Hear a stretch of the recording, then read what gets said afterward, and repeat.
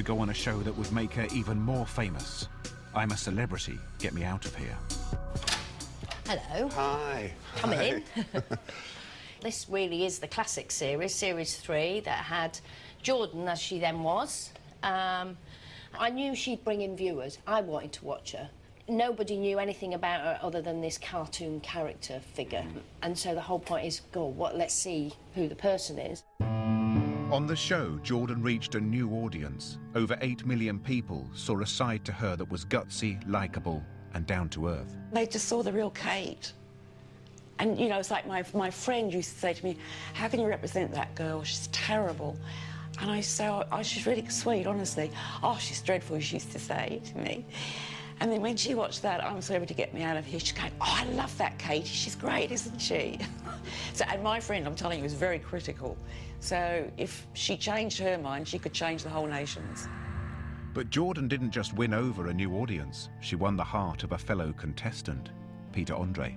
He clearly was smitten. I mean, that was obvious, and that's Peter, you know. He wears his heart on his sleeve. It was much harder to work her out. I advised her to actually go off into the bush with Peter Andre, disappear for an hour and come back. And I actually advised her, when people start saying, what did you do, what did you talk about, when she went to do her interviews, etc. I said, don't tell them, because that way all of the tabloid newspapers then start a bidding war, because they all want to know what happened for the hour of Peter Andre in the jungle. So that was all pre-planned. But of course, at that time, I didn't know she was actually falling in for the guy, because she had waved off her boyfriend, who was Scott at the time, with me at Heathrow Airport. You know, her boyfriend was ringing me every day. So again, it was a funny situation. When the celebrities got back from the jungle, the press were out in force, but not for Jenny Bond. Good luck, Jenny. Take care. Can we get that teapot? Is she all right? Yeah, I'll give you that. Casey, you're live in GMTV.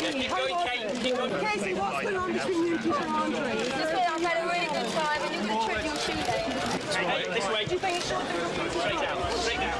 They'd come to see Jordan, and in greater numbers than ever. The show had boosted her image and brought her to a mass audience. Ironically, Jordan achieved fame through altering her body, but her popularity hadn't come from the way she'd looked. It came from her personality. People liked Katie. She was real. Now it was time for Dave Reed to capitalize on that and make some real money. But what Dave didn't know was that Kate would leave him and sign up with someone new, Peter Andre's agent. Did she ever actually turn around to you and say, I don't want you to be my manager anymore? No, Kate would never do that. She hasn't got the courage to do that. It would be hidden behind a fax letter. And did you get a fax then? I did, yeah. And did you feel a little bit let down by her when it came to an end? A little bit let down was probably a fair comment. Yeah, you're slightly disappointed, you know, for a week or two. It was a hassle because I'd worked hard, but, you know, you brush yourself off, you get on. It's just a job, isn't it? Have you had any contact with her since? No. So, is she a friend of yours now? Oh, no, she's not a friend, no. Your friends you see regularly and you keep contact with, so no, we're not friends, no.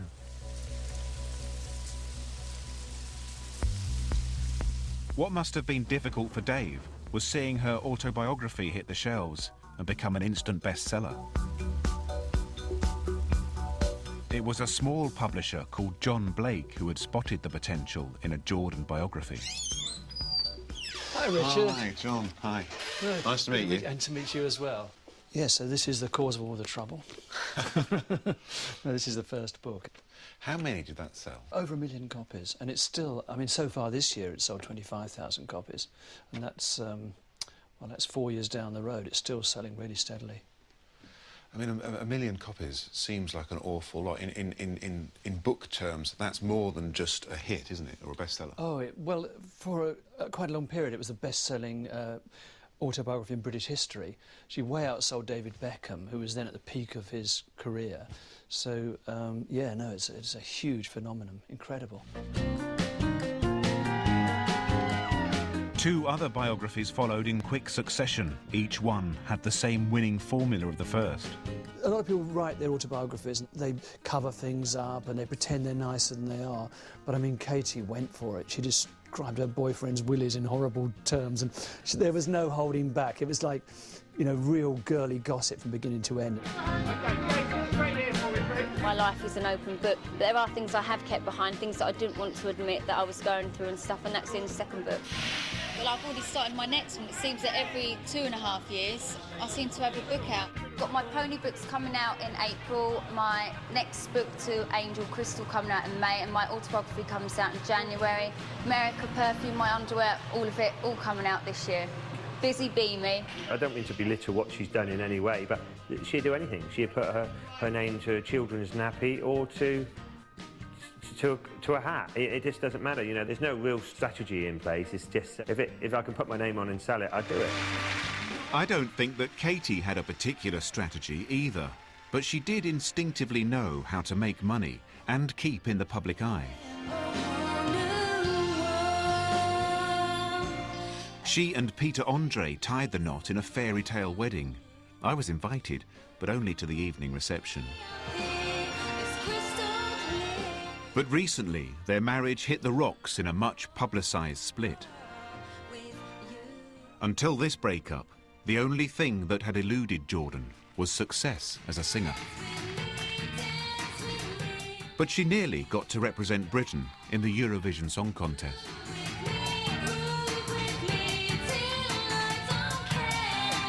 I tell you what we like about Katie. She's common as muck, but we love her for it. It's true. Jordan!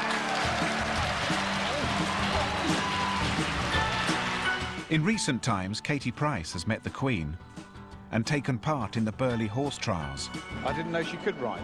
She seems a million miles from the outrageous model I met 8 years ago. What she's really saying is, look, follow your dream. Whatever you want to do, you can achieve it. If you really want it bad enough, you work hard enough, you can achieve anything. Hold it.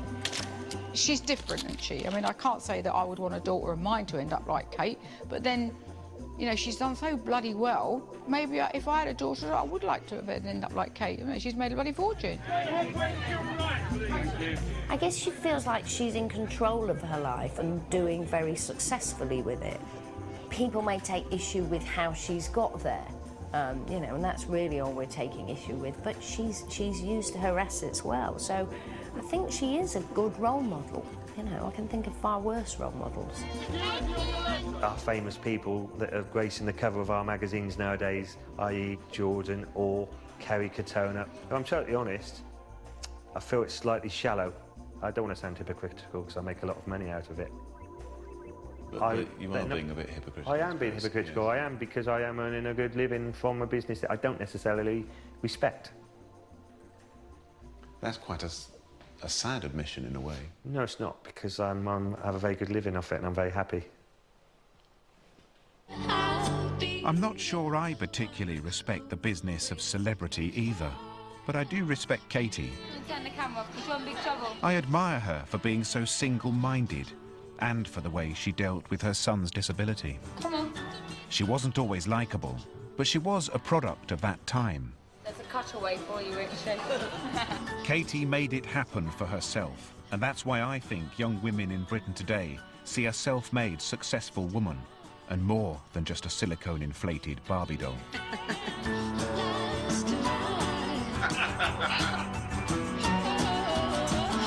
Please turn your camera off.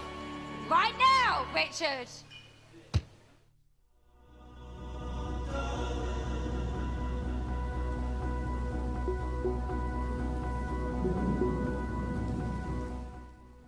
Peter's taking part in some medical experiments in Family Guy in just a few minutes on BBC Three, while Francine's getting all broody and stuff in American Dad at 10:25.